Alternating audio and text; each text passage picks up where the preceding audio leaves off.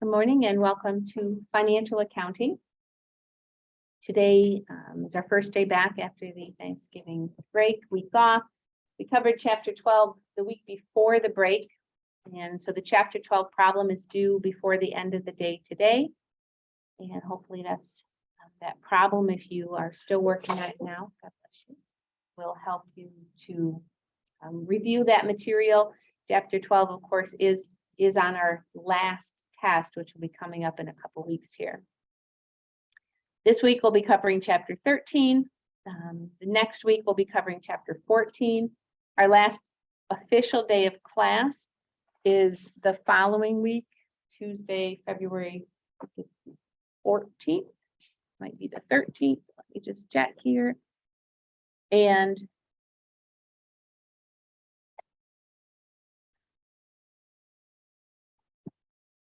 so Tuesday the 13th is our last official class day, but we will not be having class that day because we will have completed all of the material. So that class is review, and it will be on Zoom only. It will not be here on campus.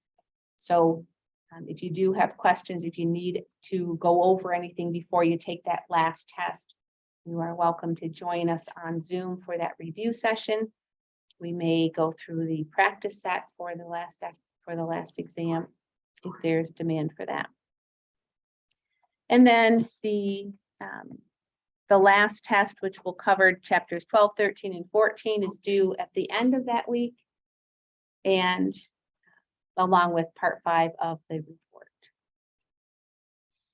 So any questions about where we are, what's going on, anything before we start new material? Anything you want to talk about from chapter 12 on stockholders' equity?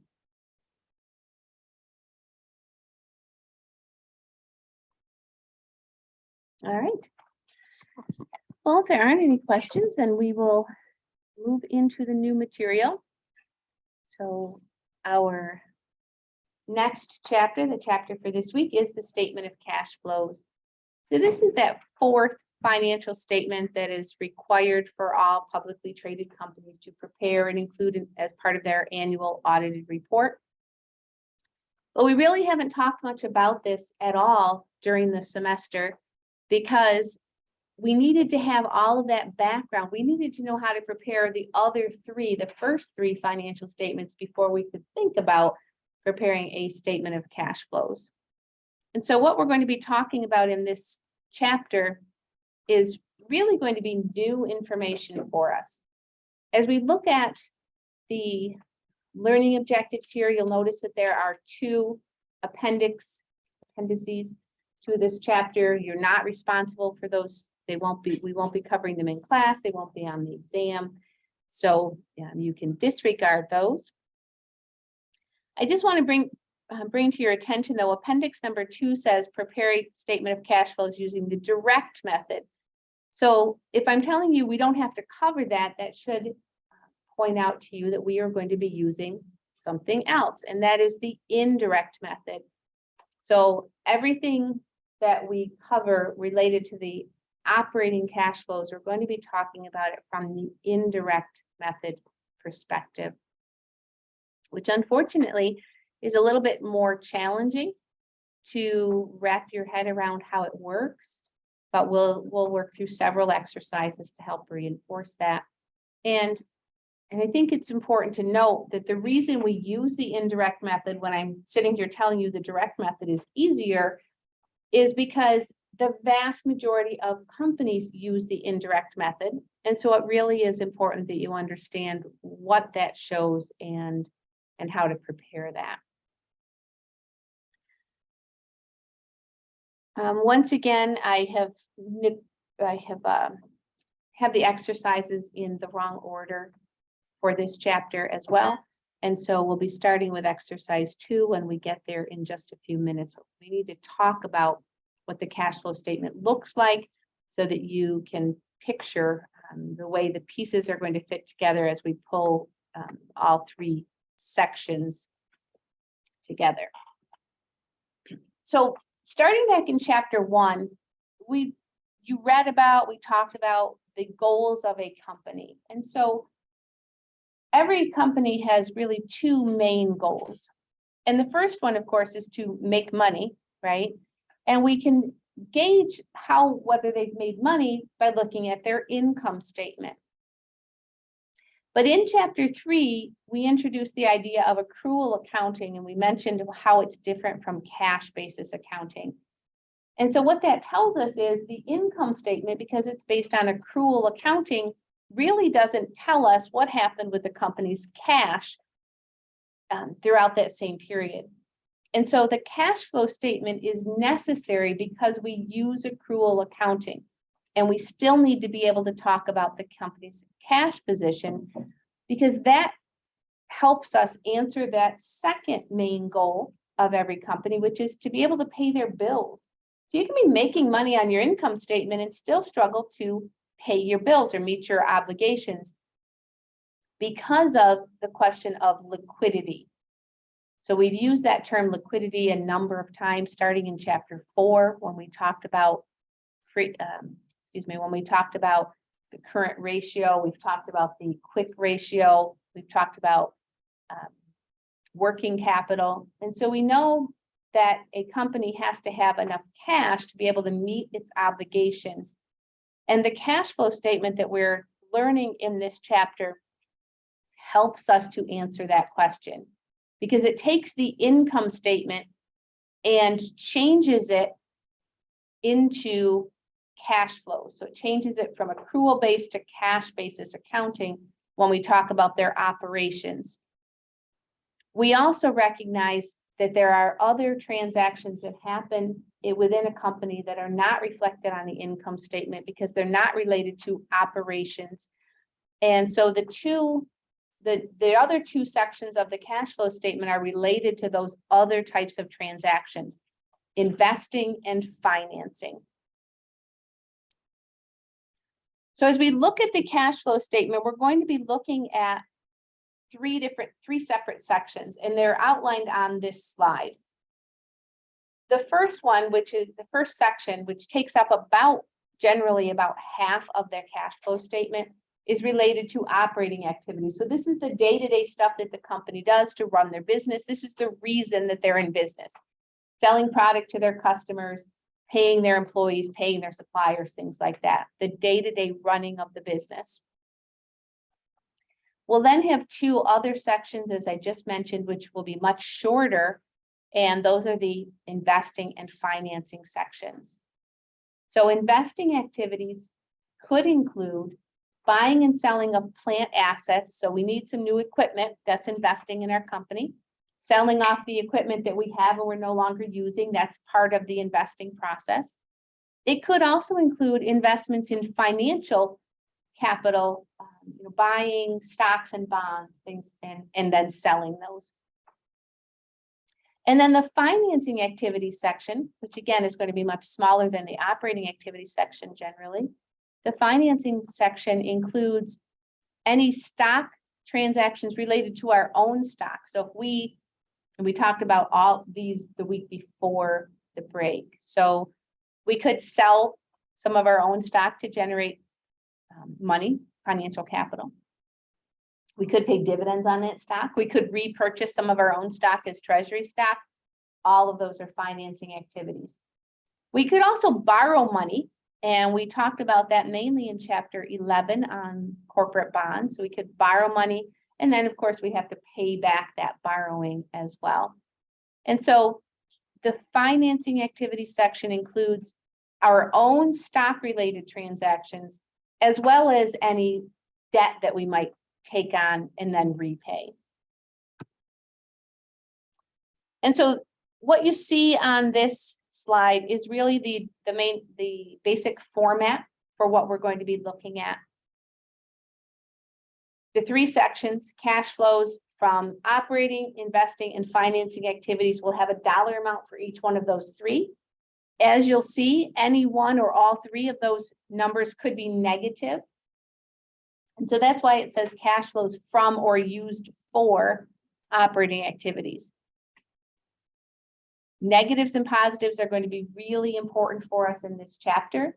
A negative will mean a cash outflow or a use of cash. And a positive value will mean that cash is coming into the company, a cash inflow or a source of cash. We then take those three numbers, cash flows from operating, investing, and financing activities, and add those together. And that tells us how much our cash will have changed during the year. And of course, cash might go up and it might go down, right? So I told you those first three numbers, the cash flows can all be negative. And if any one of them is negative, it could be that our cash goes down during the period. So again, that negative and positive is going to be very important for us. Once we have that number, we compare that to what the balance sheet says we have from the beginning and the end of the period for our cash. The purpose, the end result of the cash flow statement is we will have explained how our cash changed on the balance sheet. So if you think about that statement of stockholders' equity that we covered in chapter 12 just before the break, we saw on that statement that we started with all the beginning balances in our equity accounts and we showed all the changes. And the bottom line then was the end of the ending balance for each one of the equity accounts. We're kind of doing the same thing on the cash flow statement, except just for one single account, which is our cash account. So we can look at the balance sheet and say, how much cash did we have at the beginning of the year? How much did we have at the end of the year? But the cash flow statement explains why they changed, why our cash changed the way it did. Where did that money come from, or where did it go? If you like the balance sheet, because it balances, because you get to the end and you've got your total assets on one side and your total liabilities and equity on the other side, you know they have to equal. And so you can tell kind of if you did it right. If you like that, you will also like the cash flow statement for the same reason, because we have that check at the end. We're looking at the balance sheet and saying, okay, did we catch everything? Did we fully explain how our cash changed? Does it balance? So you may find that attractive. You may like that part. Let's skip through that. I want to.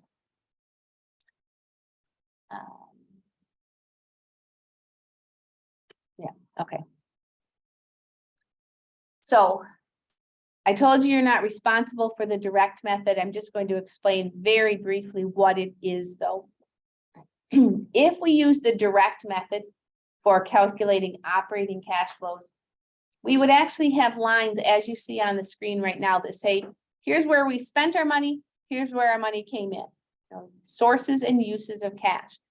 We would actually have a line for each general transaction that might happen. You can see some examples there.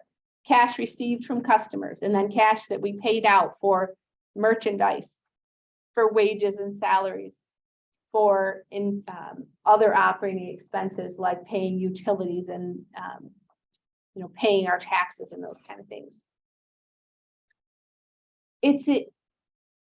It's intuitively attractive because it's a itemized list of here's where our money came from and here's where we spent it. The problem is our accounting records are set up to be prepared using accrual-based accounting. We're required to use accrual accounting under GAAP. And so it's not as easy for us to just pull a report out of our accounting records, our accounting information system that says, here's how much cash we spent on wages. Here's how much cash we spent on merchandise. Here's how much cash we spent on fill in the blank. So I mentioned that most companies use the indirect method. And the reason they do that is because that's the easiest way to pull the information we need from our accounting records, using the way they're already set up for accrual-based accounting. So on the one hand, the direct method is easier to see and understand where did our money come from and where did it go. But on the other hand, it's a lot more difficult to extract that information in that form. And that's why most companies don't use it. It's not like we prefer the indirect method because it's harder. Nobody would prefer to do the thing that's harder, but it is the simplest way to extract the information we need from our accounting records. And so, as I said, you're not responsible for using the direct method. We're not going to be going through any examples. I just wanted you to see what that meant. And now we're going to look at the indirect method of calculating operating cash flow. So when I talk about direct or indirect, it only applies to the operating cash flows. When we get to the investing and financing sections, we do use a direct approach for those. It's only the operating section that we're using the indirect method. And so when we use the indirect method, we use the information we already have available to us. And so our first, what in statistics we would call a point estimate, our first best single number estimate of our cash flows we can get by looking at the income statement. And we look at the bottom line of that income statement and say, okay, that's a good starting point. We made $10,000 or we lost $40,000 or whatever. But we know that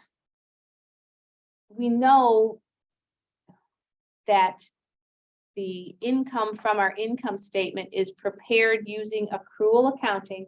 And so there's stuff on that income statement that's not cash. Okay. Everybody agrees with that, right? You know what I'm talking about? We use accrual accounting. Doesn't matter when cash changes hands. We report revenues when we've earned them, regardless of whether our customers have paid us yet. And we report expenses that go with those revenues. Again, regardless of when the cash changes hands. In fact, there are some things that show up on our income statement that aren't ever cash, like depreciation, depletion, and amortization are non-cash expenses. And so we start with that single point estimate of our net income, but then we have some reconciling items.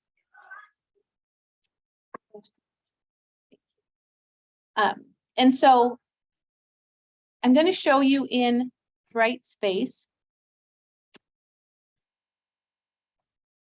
Give me 1 second here. So in the reference materials folder, there we go.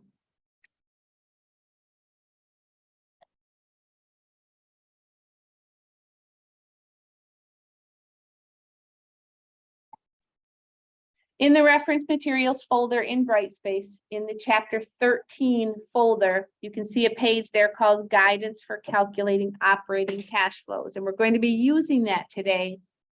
And I would encourage you to just take a look at that. I actually need to pull this up differently so it looks to you like it.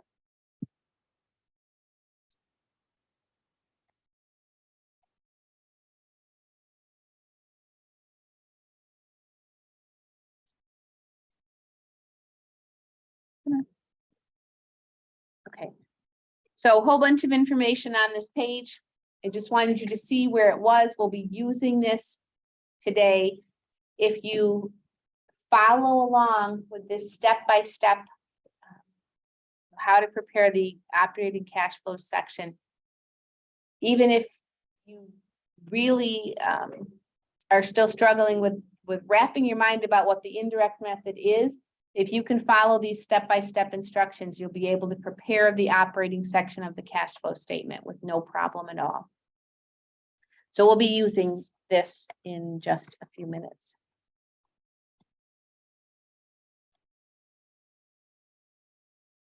I told you that we're going to be skipping exercise 1 until the end of the chapter on Thursday.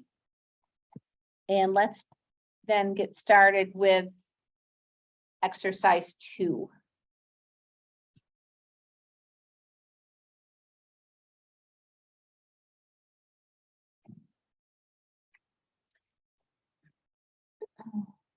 Exercise 2 is effective transactions on cash flows. And so at this point, we've spent 12 chapters really saying that we don't need to worry about the cash. We record things, we record revenues when we've earned them, expenses when they are incurred, regardless of when the cash changes hands. But in this chapter, we need to be focused more on when did the cash actually change hands? When did it actually come in or go out?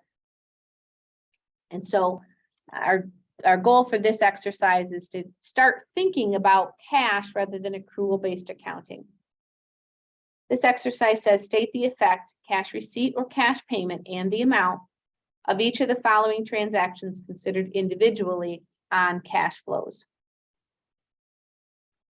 So the first thing, letter A, says retired $400,000 of bonds on which there was $3,000 of unamortized discount, and we retired them for $407,000.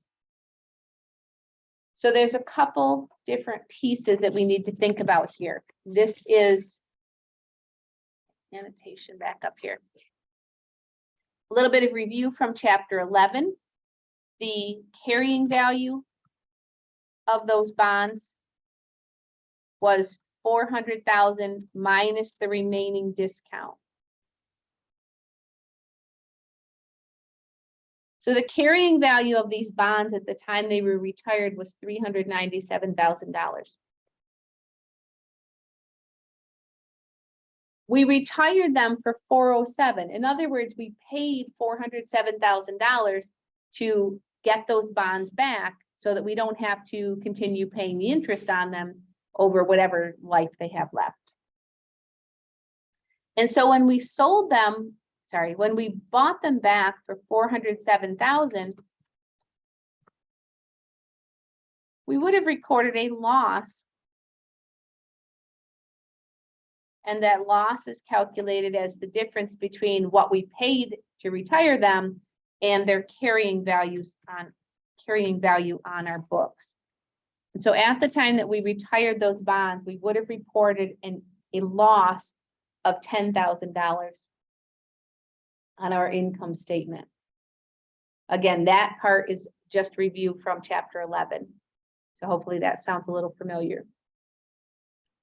For this exercise, the question is about the cash flow. And so how much cash did we use when we retired these bonds? Anybody? How much cash did we use? Hopefully we can agree that it was a cash payment to retire those bonds. How much cash did we use? Thank you, $407,000. We spent $407,000 to retire those bonds. That's the piece that's needed for this exercise. But I put these other notes on the screen, not just to review from chapter 11, because you already took the test on that. I still want you to remember something from that chapter. But what's really the other piece that's important is this part, the loss on retirement of those bonds. Because as I already pointed out, that loss showed up on the income statement. We reduced our net income by $10,000 as it relates to the retirement of those bonds. And so that part is also going to impact our cash flow statement. So just remember I said that. We'll come back to that later. Letter B says we sold 20,000 shares of $5 par value common stock for $40 a share. Is that going to be a cash receipt or a cash payment when we sold some stock?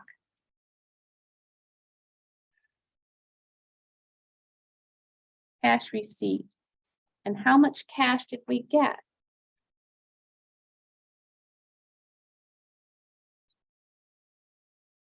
So 20,000 shares at $40 a share is $800,000, as Patty just said. I want to do something else in these exercises just to get your mind thinking along the right lines here. So I've already explained to you what financing or operating activities are, the day-to-day running of the business. Investing activities are buying and selling plant assets or financial instruments. Financing is our own stock-related transactions and our own borrowing. So both of these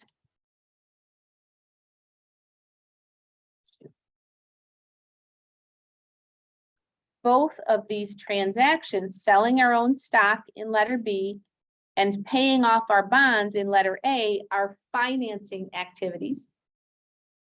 And so the cash receipt and cash payment that you see there in letters A and B would show up in the financing activity section on the cash flow statement. I explained about the loss that we would have recorded on our income statement related to retiring those bonds early. And that that loss would also show up, or will also show up, in the operating activities section. We'll see exactly how that works when we get to that part of the chapter. Again, I just want you to be thinking about these three different types of transactions: operating, investing, and financing, and where they fit together. Because that impacts, of course, where they're going to show up on our cash flow statement. Letter C says we sold equipment with a book value of $76,200 for $82,800. So we sold some equipment. Is that going to be a cash receipt or a cash payment? Cash receipt. How much cash did we receive when we sold the equipment?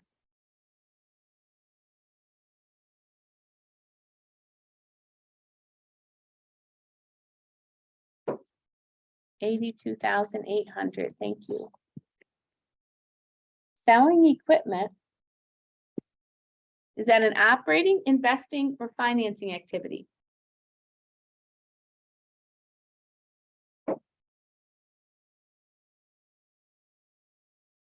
Selling equipment is an investing activity. However, when we sold this equipment, we sold it for more than its book value. Again, this is review from chapter 9. When we sell something for more than its book value, we would have reported a gain on our income statement. And that gain is going to impact the operating activity section because it showed up on our income statement. And so that sale of equipment actually shows up in two different places on the cash flow statement, just like the retirement of the bonds in letter A.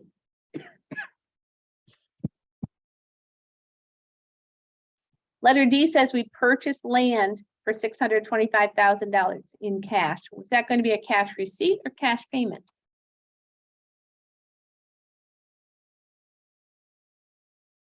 Cash payment. How much cash did we use? $625,000. And that, just like buying and selling equipment, buying and selling land is an investing activity. And so that would show up in the investing activity section of the cash flow statement. Letter E says we purchased a building by paying $50,000 in cash, and we also issued a mortgage note payable for $500,000. So this exercise asks about cash flow. So this is a use of cash, and how much cash did we actually use? Just $50,000. However, we also borrowed $500,000. Nobody handed us $500,000. We borrowed it against the land. We owe that. And so on our cash flow statement, the $50,000 shows up in the investing section because we bought a building. But that borrowing of the other $500,000 in order to purchase the building is a non-cash investing activity. So again, we'll see as we go through the chapter how that's going to impact our cash flow statement and where we're going to disclose that. So only the $50,000 was cash, but we also have to disclose the fact that we borrowed another $500,000.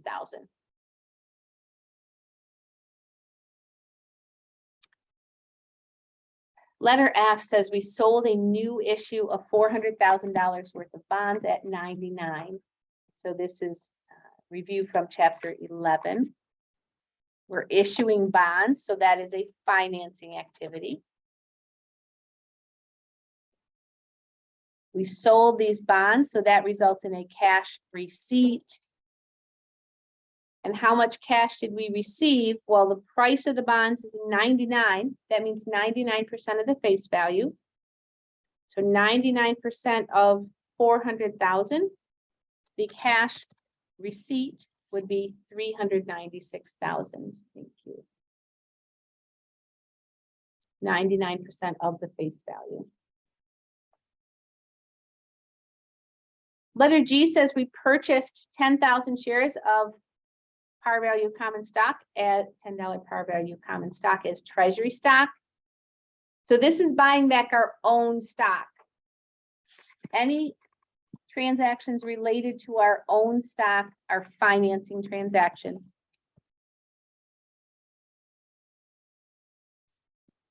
We bought something, so that's a use of cash or a cash payment. And it was 10,000 shares at $18.50 per share. Or $185,000. That would be reported in the financing section of the cash flow statement as a use of cash.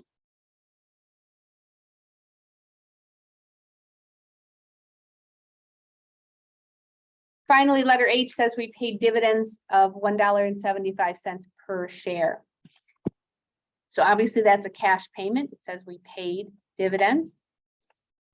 Any transactions related to our own stock, buying our own stock as treasury stock, selling our own stock, or paying dividends, all of that would be considered financing activities.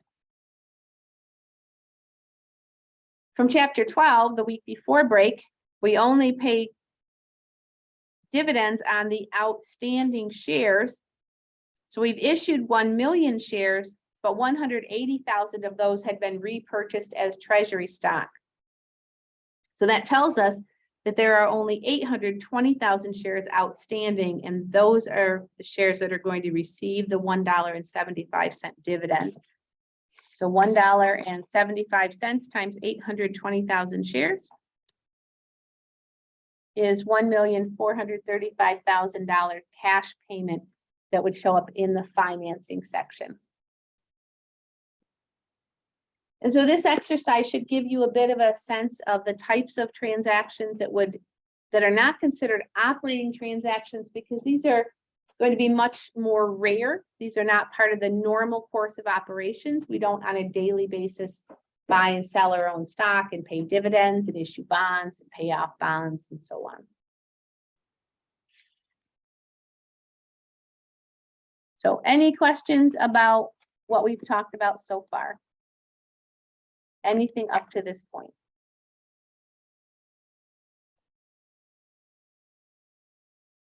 All right, well, we'll keep going.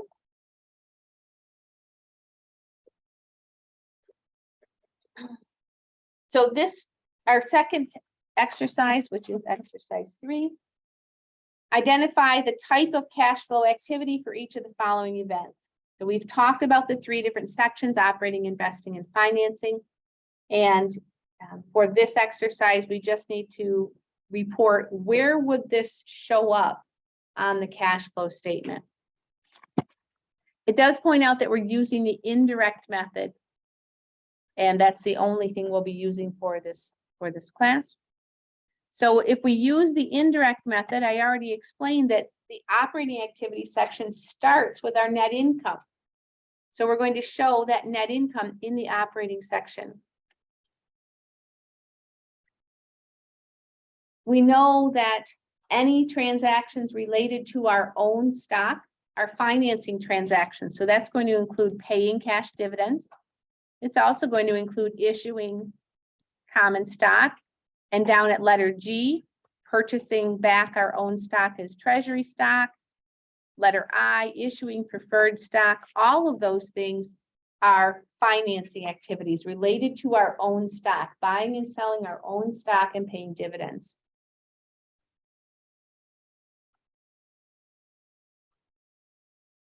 Good so far? We know that borrowing money and paying back that money, at least repaying the principal part that we borrowed, are also financing activities. So issuing bonds, redeeming bonds, those are financing activities. So letter D and E, financing activities.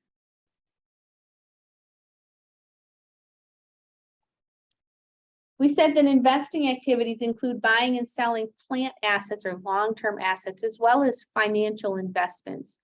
And so selling long-term investments would be an investing activity, as would selling or buying equipment, buying buildings, and buying patents. All of those things are investing activities.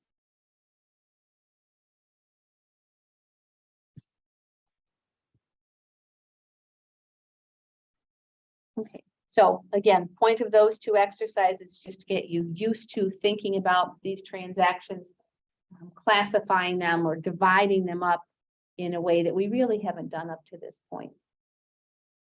So operating activities are the day-to-day running of the business. Investing activities, buying and selling plant assets and financial assets. And financing is our own stock-related transactions and borrowing. As I already said, but I really just need to highlight this, with letter D and E, issuing bonds and redeeming bonds, I said those are financing activities. But one thing that I did not really point out is how do we handle the interest part of those payments? So if we have bonds outstanding, we're almost certainly paying interest every 6 months. Again, we talked about that quite a lot in chapter 11. The interest expense, remember, shows up on the income statement. The interest expense is already included in that net income calculation, right? We've already subtracted the interest expense in calculating our net income. And so the paying of interest then becomes an operating activity. That is part of the day-to-day running of the business, the normal course of operations. And so we need to separate, as we're paying back borrowing, we need to keep separate in our minds that paying back the money we borrowed, the principal, is a financing activity. But paying interest on that borrowing is an operating activity.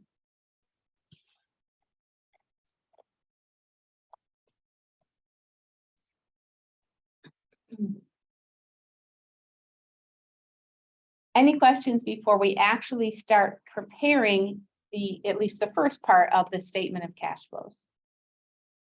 Anybody with questions? Okay. So,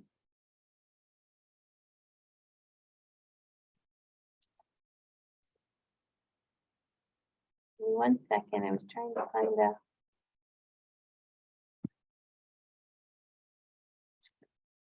Show you an example of what we're going to be doing. So the example on the screen, even though there aren't numbers in there, is an example of the operating activity section of the cash flow statement.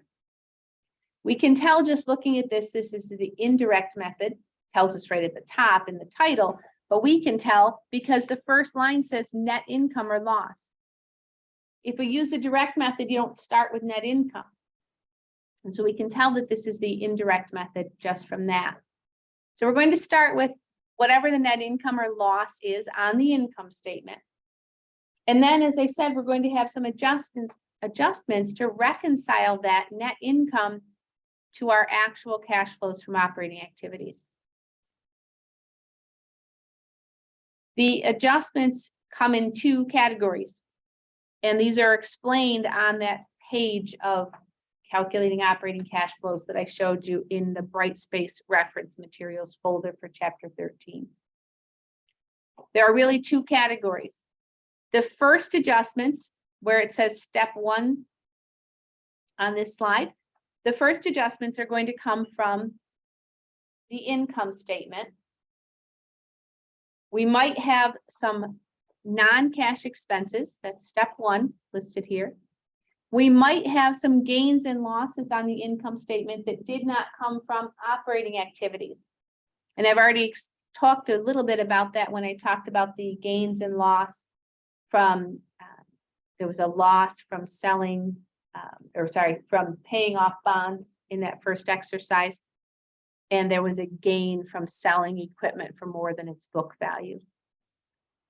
So those are the two items that we're looking on the income statement to find: non-cash expenses and gains and losses from investing activities or financing activities. Then there's a separate set of adjustments that come from the balance sheet, and that's what's labeled here as step 3. So on the balance sheet, we're going to look at the current assets and current liabilities. There's also sometimes referred to as operating assets and liabilities. And we're going to look at how each one of those changed. Once we have, as you can see on this slide, once we have, highlight these here. So we start with our net income. Then we have adjustments that come from the income statement. Then we have adjustments that come from the balance sheet. As you can see here, some of the adjustments are going to be negative and some can be positive. So it's important that we pay attention to using the right sign, the negative or positive, as it relates to how it changed our cash. Once we have all of the adjustments listed, we take our net income, which again could be a net loss, it could be negative. We add and subtract all of these adjustments and we come down to the bottom line. I'm going to put 2 boxes around this because this number is the single most important number on the cash flow statement. The net cash flows from operating activities is the single most important number on the cash flow statement. It tells us how good the company is at bringing in cash from their operating activities, the reason that they're in business. All of the, let me put this term on the screen. We have a number of what we call cash generating efficiency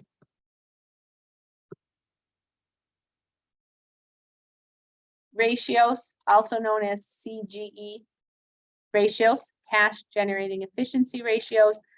And every single one of them, the starting number is that number, net cash flows from operating activities. Single most important number on the cash flow statement. It speaks directly to the liquidity of the company. It says what is their reasonableness of being able to pay their bills just from their operating activities. You can't keep borrowing to pay your bills. You don't want to sell off all your productive equipment to pay your bills. You want to know from their operating activities, the reason they're in business. Does that generate enough cash to make them a viable company into the future?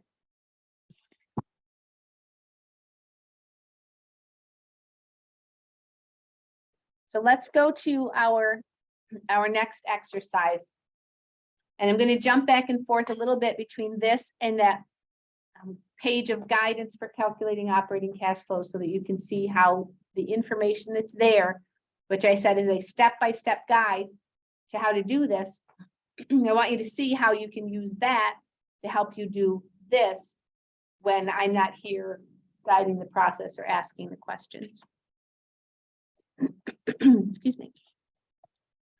Just want to show you the format. Looks very much like what we just saw in the PowerPoint. Of course, if this was an actual financial statement, we'd have a 3-line heading: name of the company, name of the financial statement, and the date or range of dates that it covers. The statement of cash flows, just like the income statement and the statement of stockholders' equity, covers a range of dates. And so the 3rd line would say for the year ended whatever date, or for the month, the quarter, or the day, or whatever. You have to specify the time period that it covers. This is labeled as a partial because we're only looking at the operating activity section. But on Thursday, when we finish the chapter, we will do a full cash flow statement from start to finish.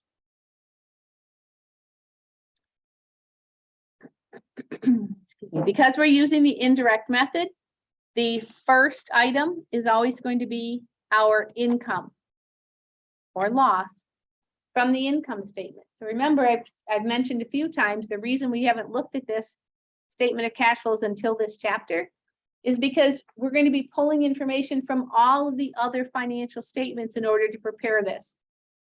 The very first number comes from the income statement. And the very first line of this exercise tells us that the income from the income statement for the current year was 106,800. Excuse me. If the company had a loss on their income statement, it would be shown as a negative here. If they have a loss, it must be shown as a negative.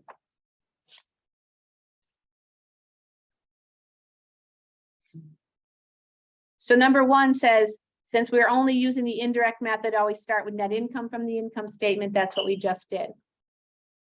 Now we're going to be looking at those adjustments, and we start with the ones from the income statement. Letter A is what was labeled as step 1 on that diagram I just showed you in the PowerPoint. Letter A is the non-cash expenses. These are the types of expenses that we talked about in chapter 9 when we talked about long-term assets. Depreciation on property, plant, and equipment, depletion of natural resources, and or amortization on our intangible assets.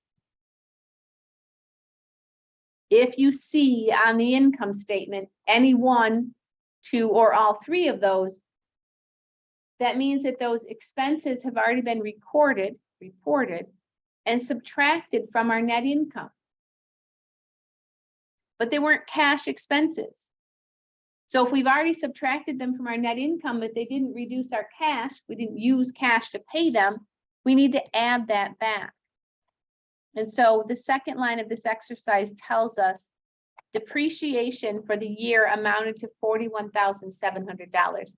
That's $41,700 that was subtracted from our net income, but it didn't use cash. And so we need to add that back.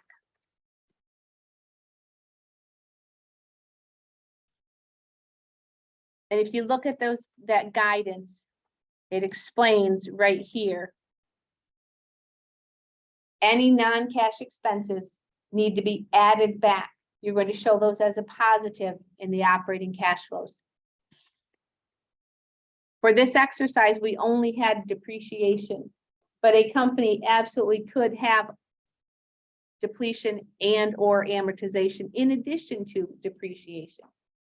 Depreciation is certainly the most common.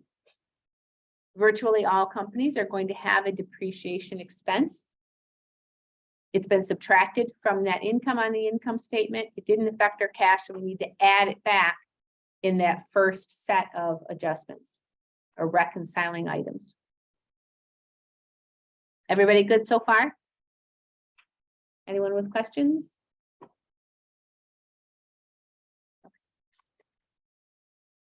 This exercise does not have any, but letter B addresses those gains and losses that I've already pointed out to you in the very first exercise related to the retirement of bonds and the sale of those equipment. If we have any gains and losses, on the income statement, those are not related to operating activities. Selling equipment is an investing activity. Selling selling financial investments is an investing activity. Paying off bonds is a financing activity. And so if we have any of those gains and losses on the income statement, they would appear right here on the cash flow statement, right after that depreciation, depletion, amortization entry. We will see that in an upcoming exercise. We just don't happen to have any in this exercise. Okay. So those are all of the adjustments that we might see from the income statement. And the next section labeled changes in current operating assets and liabilities. Well, assets and liabilities, of course, are on the balance sheet, and we're going to be looking at the current assets and liabilities. This exercise gives us part of the balance sheet. It only gives us some of the accounts on the balance sheet. And it gives us the beginning balance and the ending balance. Of course, a balance sheet is going to include both of those, the beginning and the ending balance. Our job then is to look at each one of the current or operating assets and liabilities, figure out how did they change, did they increase or decrease, what the dollar change was, and how that impacted our cash. I'm going to talk you through each of these. Of course, I would like it if you understood why it works the way it does, why our cash went up or went down the way it did. But if that just doesn't click with you right away, it's okay, because in the Brightspace folder, right here, number 4, it tells you exactly what to do. As long as you can identify whether it's a current asset or current liability and whether it increased or decreased, you can look at this guidance and it tells you exactly what to do.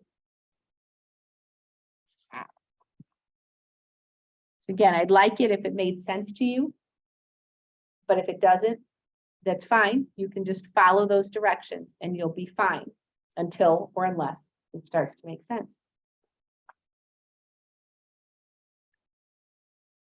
I already showed you the general format for the cash flow statement. The very bottom part of the cash flow statement is reconciling the change that you have calculated to the balance in the cash account from the balance sheet. So this line telling us the beginning and ending balance for cash, we're not using at this point. We will look at that at the bottom of the cash flow statement. So looking at what we have, the rest of these accounts receivable, inventory, and prepaid expenses are all current assets. Accounts payable and wages payable, of course, are current liabilities. So we're going to look at the current assets first. We'll start with accounts receivable. Well, what happened to our accounts receivable during the year? Did it go up or down?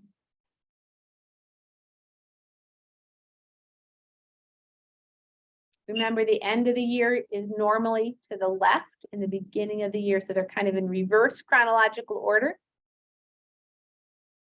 So did it go up or go down? It went up during the year. And so our first reconciling item under current operating assets and liabilities, the balance sheet changes, is an increase in accounts receivable. How much did it go up? It went from $54,000 to $65,000. So that change is $11,000, but the question is that a negative or a positive? So I want to think about, I might come back and put in a negative there. I want to think about what happened here. What would make our accounts receivable go up? What does that mean? Why would our accounts receivable go up? Our customers owe us more money, right? You know what that means? Customers owe us more money. What does that mean? We recorded the revenues, we recorded the sale to our customers. So the revenue increased our net income, but our customers haven't paid us yet. So we reported the net income, we reported the revenues on the income statement, but we don't have the cash. So if we just use net income, as we did here, as an estimate of how much cash we brought in, that net income includes the $11,000 that we reported as revenues, but we haven't yet been paid. And so our cash would actually be lower than we would think looking at the net income. Because yes, we reported the revenues, but no, we don't have the cash yet. looking at the rules, this would be 4A. Our accounts receivable went up. That's an increase in a current asset. It means that our cash is lower than net income would lead us to believe.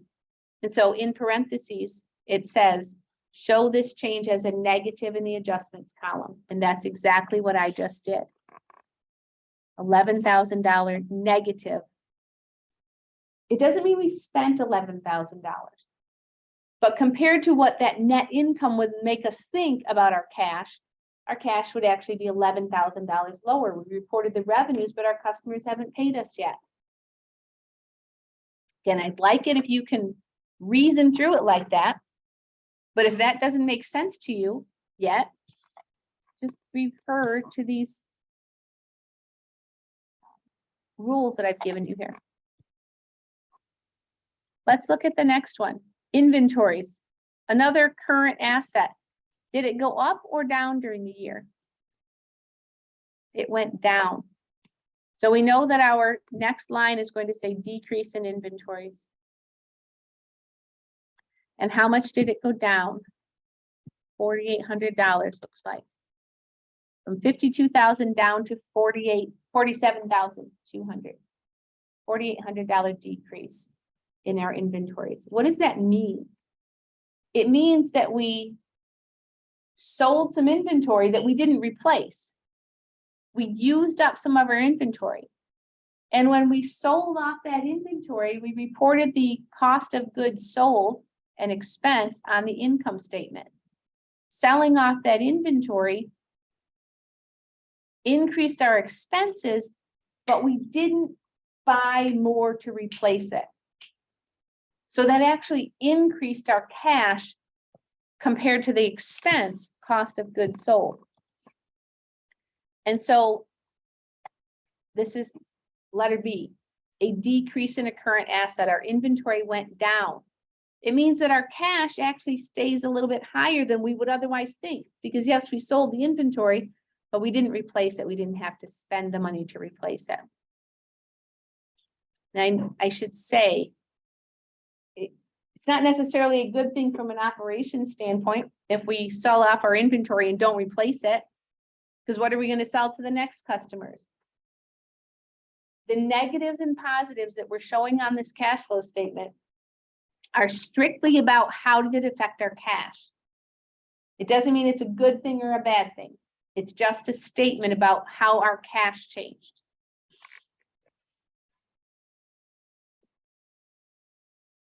Next, prepaid expenses. What happened to our prepaid expenses during the year?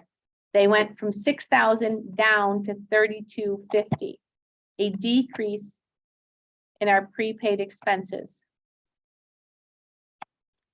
So again, what does that mean? So prepaid expenses could be things like prepaid rent, prepaid insurance, where we actually spent the cash in an earlier period, and now we recorded the expense. We didn't spend the cash this period. And so it reduced our net income, but did not reduce our cash. A decrease in our prepaid expenses, again, rule B that I just showed you, a decrease in a current asset means that our cash is actually higher than net income would lead us to believe.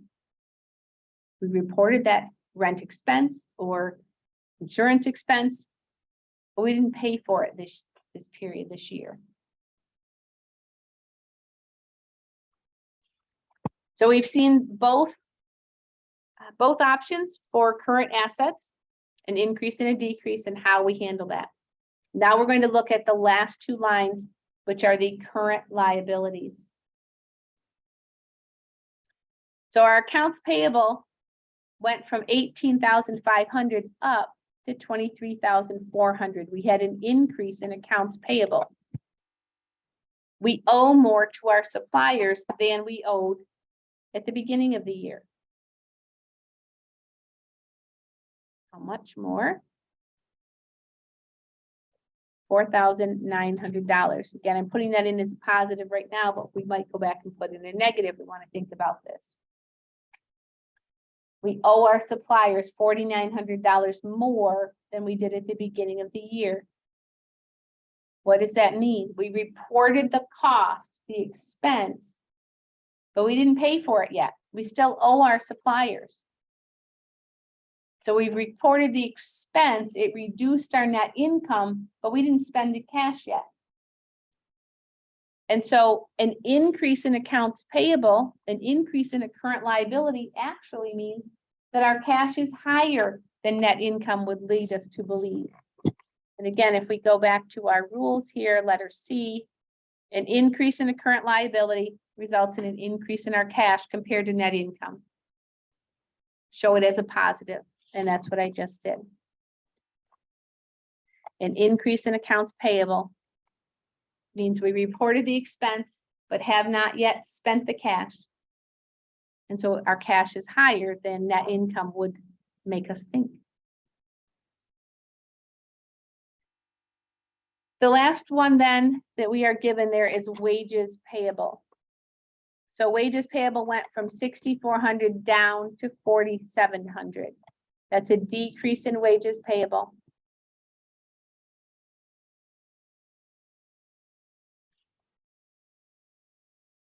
Thank you. 1,700. So decrease in wages payable. What would make our wages payable go down? What makes a liability go down? We paid for it, right? We used cash to pay for it. So a decrease in wages payable means we used cash. So we're showing that as a negative.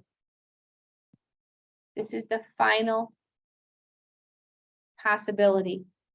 So we talked about an increase and a decrease in a current asset, an increase in a current liability. Now we have a decrease in a current liability. Those are the four possibilities, and there's a rule here for each one of those four, and it tells you exactly what to do. A decrease in a current liability results in a decrease in our cash compared to net income. Show it as a negative. So I've shown that as a negative.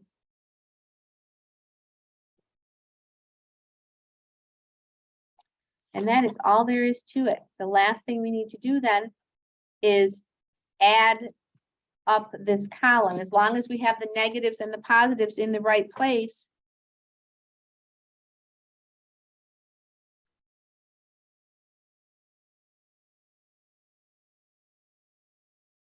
that's why it's really important to have the negatives and the positives in the right place so that we can just add that column, starting with net income, add all the way down.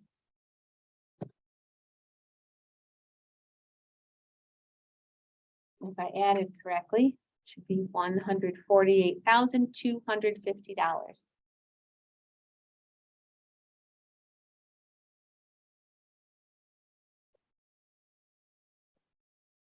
I mentioned those cash generating efficiency ratios. One of those ratios that we use is called cash flow yield, and it is the relationship between the net cash flows from operating activities and the net income. It's net cash flows from operating activities divided by net income. And we have a rule of thumb that it should be greater than 1. That is, our net cash flows from operating activities ought to be, we hope that they are, more than net income. As we look at that column, I want to point out to you again, net income could be negative. It could be a net loss. These adjustments could be negative. Now, the non-cash expenses, depreciation, depletion, and amortization, those are always going to be positive. But if there were gains and losses, gains would be negative. We can see here that increases in current assets and decreases in current liabilities are negative. And so if some of those are negative and some are positive, it could be that when we add them all together, that the net cash flows from operating activities could end up being negative. Is that something we want to happen? Of course not. We definitely do not want net negative cash flows from operating activities. That's a bad thing. But sometimes, unfortunately, it happens. And so if we had a negative net cash flows from operating activities, this gives us the option of saying net cash flows used for operating activities to point out that we have a negative number there.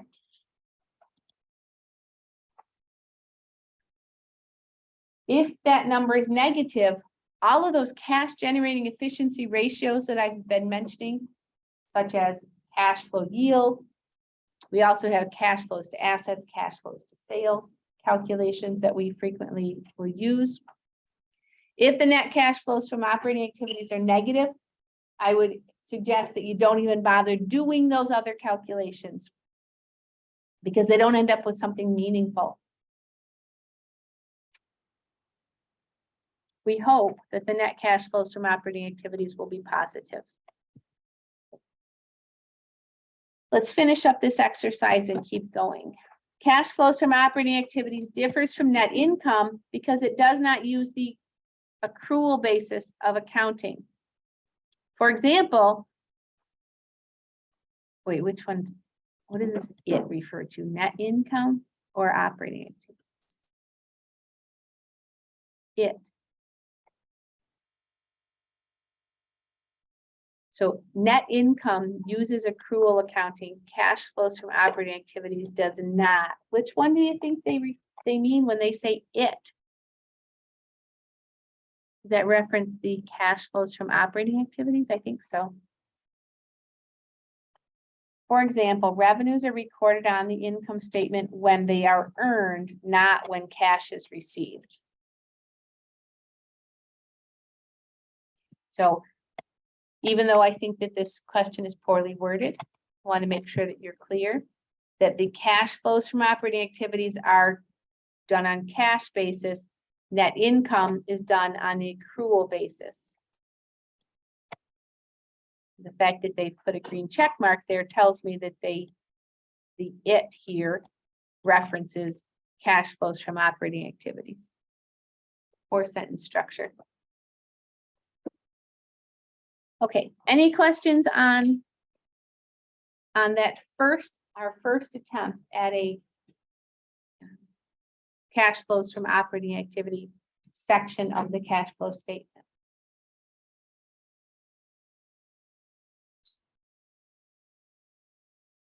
Okay.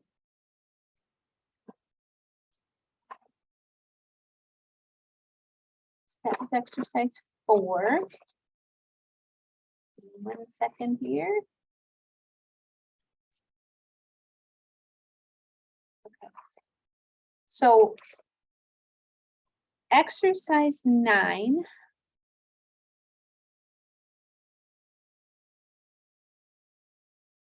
Exercise 9 is where we're going to go next. I said I don't have these exercises in a very good order for some reason. So exercise 9 is, again, cash flows from or used for operating activities, the indirect method.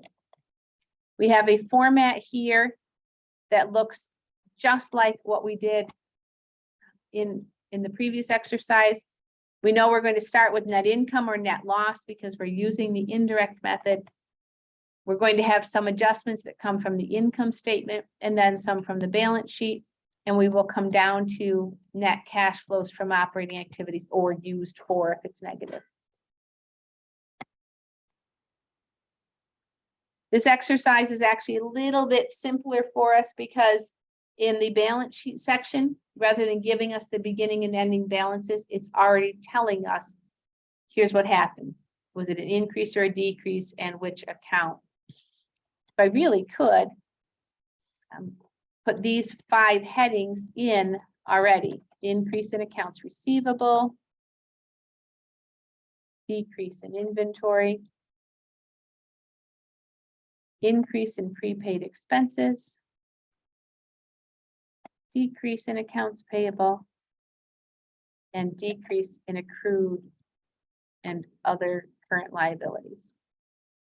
So I'm just sticking those headings in there now. Save us a little bit of time when we get there. That is very helpful that they provided the information that way. But of course, if you were preparing this from scratch, you would be having to determine for yourself whether it was an increase or a decrease and what the dollar value was.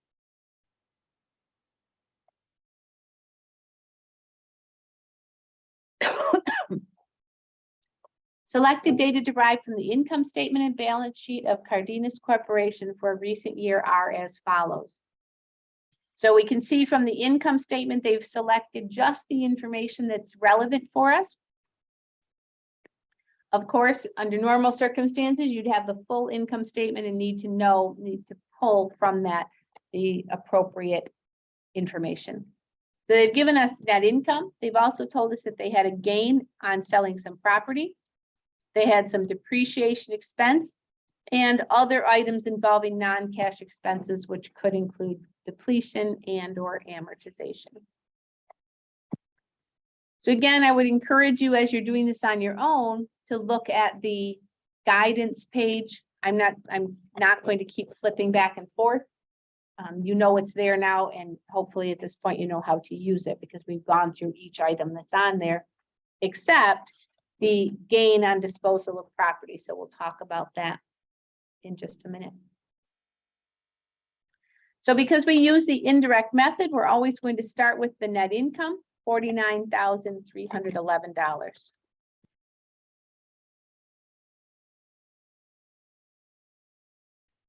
We then are looking at the income statement for any other reconciling items, which would include non-cash expenses and gains or losses from investing and financing activities. So we have two non-cash expenses, depreciation and other items. Depreciation and other items, for some reason, is down on the third line. No idea why those are split up like that. It doesn't really matter in which order they appear. They have the same impact as long as we put in the right dollar amounts. But as always, we need to put them in the order the template's expecting them so that it marks us correct. So depreciation is a non-cash expense of $11,580. When we recorded that on the income statement, it reduced our net income, but it didn't use any of our cash. And so we need to add that back. Just like that other items involving non-cash expenses. It reduced our net income, but did not affect our cash, so we need to add that back.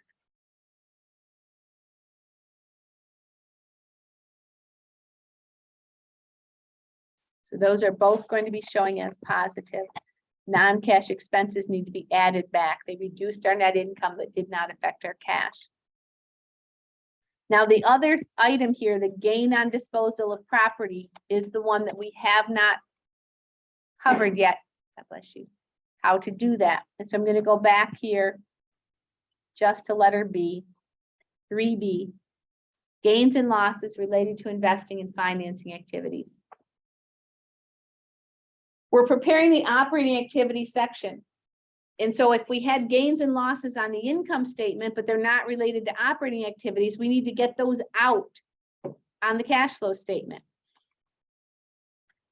This specifically said it was a gain on disposal of that property. That gain increased the net income. And so we need to subtract it out because it's not part of operating activities. Again, in this guidance page I've given you, I tell you exactly what to do with that. The last sentence that I have highlighted there. Add back any losses or subtract any gains in the adjustments column. So as I've been saying, I hope it makes sense to you why we need to subtract out that gain, why the gain is shown as a negative in the adjustments column, negative 1188. Gain on disposal of property. We included that gain on the income statement. It belonged there. I'm not saying we did anything wrong on the income statement. But that gain is included in net income, but it's not related to operating activity. So we need to subtract it out. If it had been a loss, the loss would have reduced our net income, and so we would need to add it back or show it as a positive.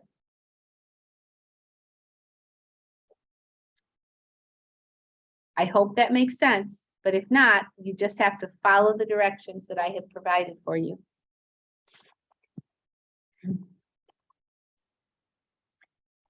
So those are all of the items from the income statement. Non-cash expenses, gains and losses on investing and financing activities. And now we can go over to the balance sheet.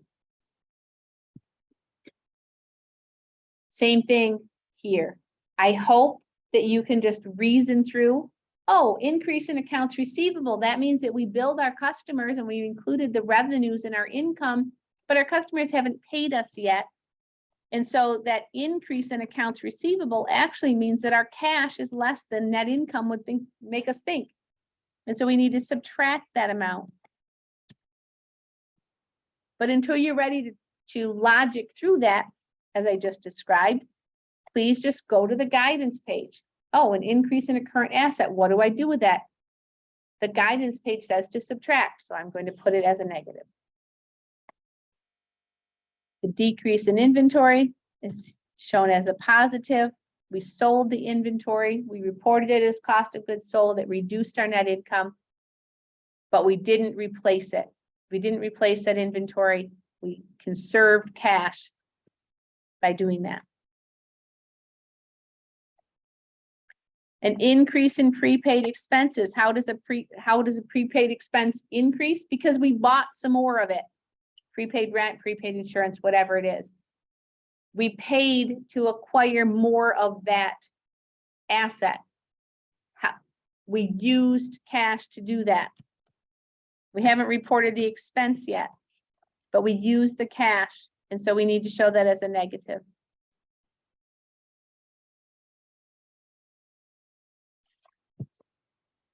There was a decrease in accounts payable. How do you get a liability to go down? You pay it off. You use cash to do that. So a decrease in a current liability is a use of cash. We're going to show that as a negative. Why did our accounts payable go down? Because we paid our bill. And the decrease in accrued and other current liabilities. So those could include things like income tax, property tax, wages payable, whatever. Those liabilities come down because we paid them off. And so we show that as a negative.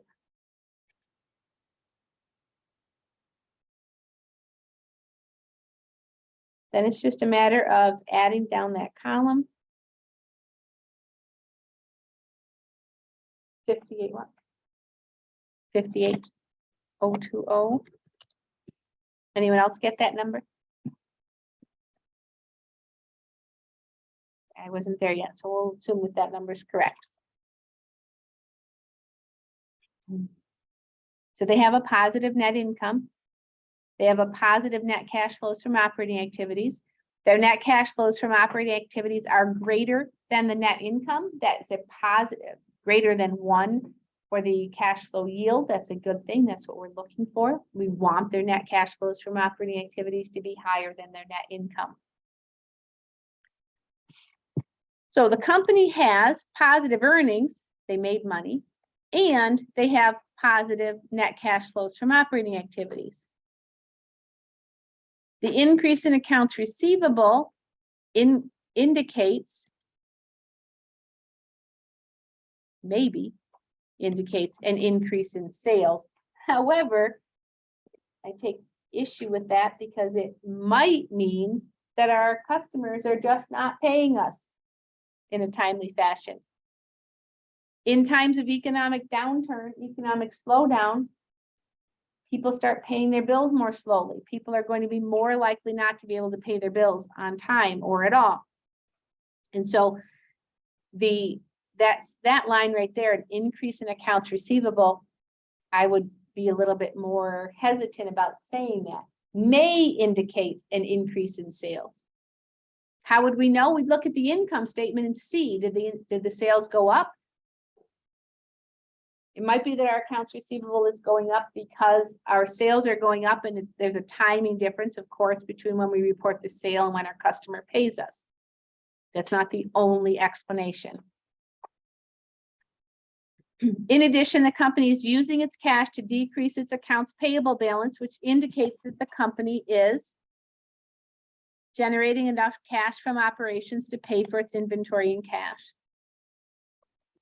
That's a good thing. Paying off our bills is generally a good thing. It's a good sign about our liquidity. If we're using cash to pay off our liabilities, that's a good thing. Overall, it appears that National Beverage is doing well financially. We have just one little snapshot here, one part of the picture. But from what we can see here, it looks good. Their net cash flows from operating activities are higher than their net income. They're using the cash they have to pay off their liabilities. The increase in accounts receivable may be related to an increase in sales. We don't know that for sure, but it might be.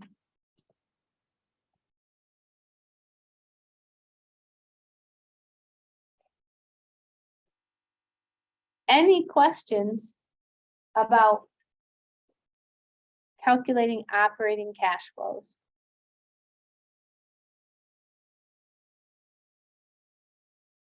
Again, I hope that it makes sense, but if it doesn't, just rely on this page in Brightspace and you will be fine.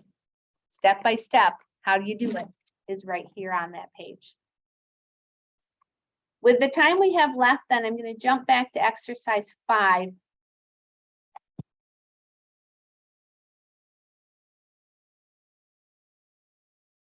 And apparently I need to have that be a little bit smaller so that I can fit the whole width of the exercise on the page. Excuse me. So we have done 2 examples of calculating operating cash flows. On Thursday, at the end of the chapter, our final exercise, as I already mentioned, show you that now.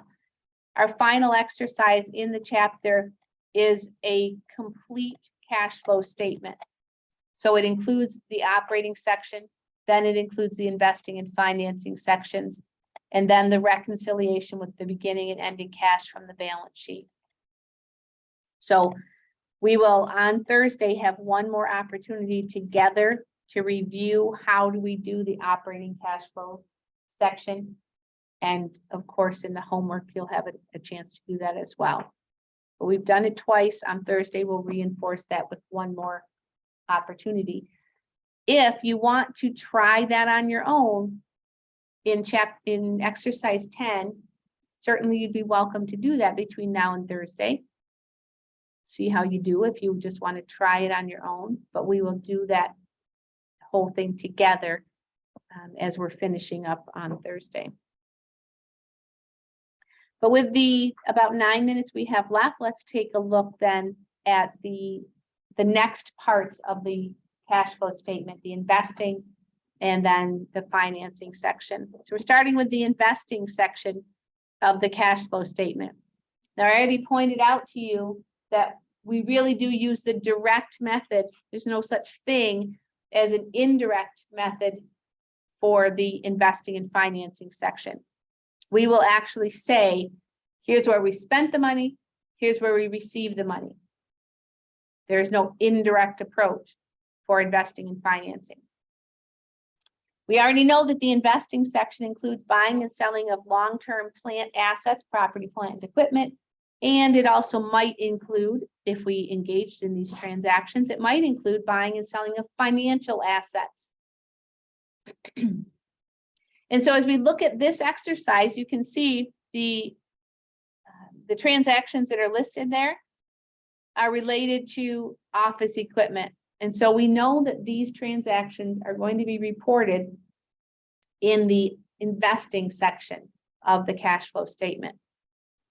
But we also know if there's a gain or a loss, that would affect the operating activity section as well. Excuse me. An analysis of the general ledger accounts indicates that office equipment would cost $280,000 and on which accumulated depreciation totaled $153,700 on the date of the sale, was sold for $108,200 during the year. Using this information, indicate the items to be reported on the statement of cash flows. Well, the equipment originally cost $280,000. Did that $280,000 affect our cash flows today? No. It's not shown on the statement of cash flows. Whenever we bought that office equipment, it would have affected our cash flows.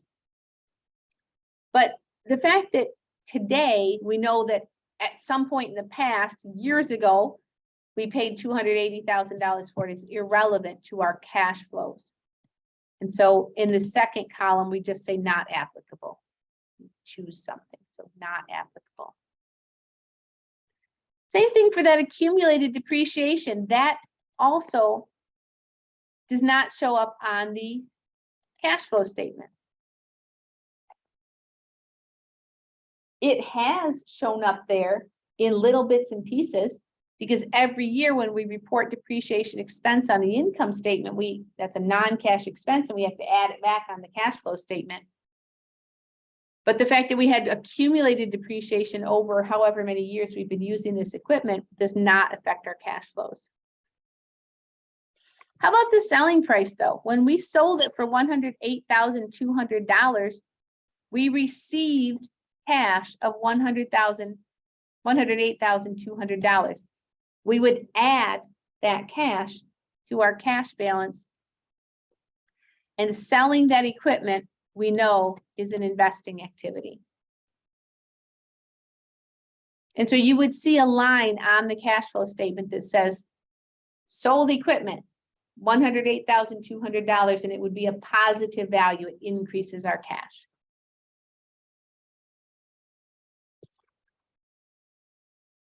So the original cost of this equipment was $280,000.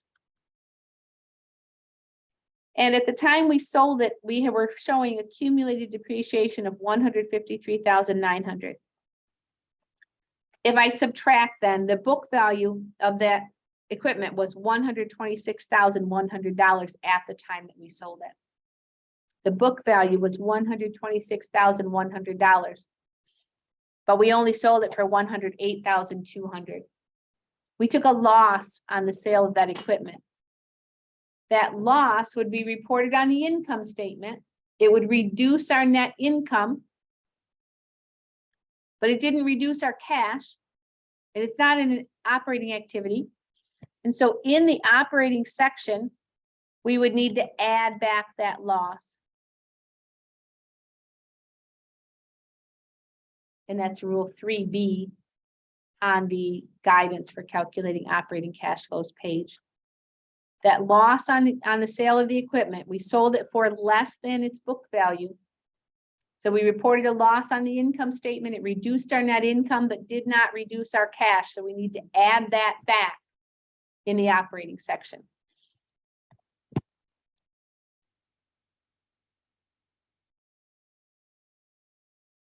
Any questions on that?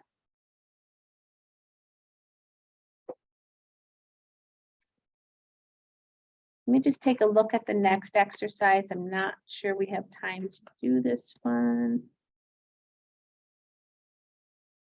Yeah, let's just stop there for today. I don't want to get halfway through that and run out of time. So on Thursday, we will pick up with exercise 6.